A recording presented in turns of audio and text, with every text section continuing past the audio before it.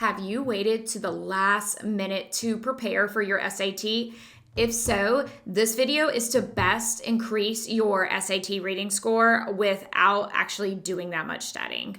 This is going to be focused on quick tips and tricks of how to quickly increase your score with all the extra fluff. My name is Rebecca Beard, and I own a test prep and tutoring company. And I personally take the test with the students as well and work one-on-one with students all the time on SAT, ACT, CLT, and a bunch of other prep. If you are more interested in videos like this, please like and subscribe and just drop us a comment below. That all being said, let's get into the tips. So the first one that you need to know is how to actually read the SAT passages. So what you might not know if you haven't taken it before is that the SAT has a ton of short form passages, and I've heard it called the TikTok SAT, which is kind of comedic. But what they are doing on those passages is they are trying to throw in a bunch of fluff to actually distract you.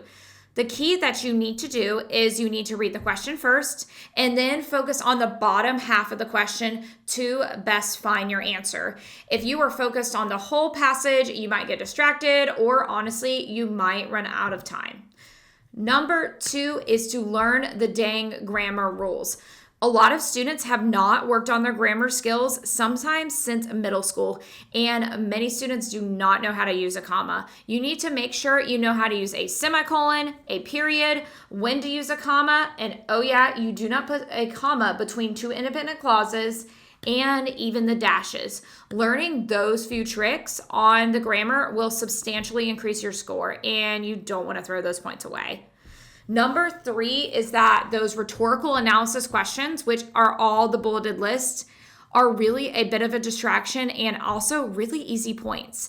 Instead of wasting time on the SAT reading all those bullet points and getting confused, you need to go directly to the question, focus on what the question is asking, and then look through the answers. If you are reading all those bullet points, you are honestly just wasting time and in the end, killing your score.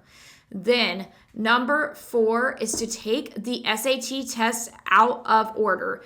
That sounds really controversial, but this is what I mean, is when you open up your SAT reading test, you start with the vocab. That's typically pretty easy for students, especially in Module 1.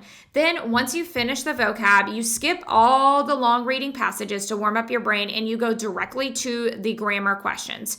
What you do on those grammar questions is you knock those out, then you go knock out the transition word questions, the rhetorical analysis, and then you go back to the heavy reading. The reason is all the other questions besides the heavy reading are a little bit easier, and also you're going to warm up your brain. But what's most important is if you are a slow reader, you are going to save your most stressful thing for last.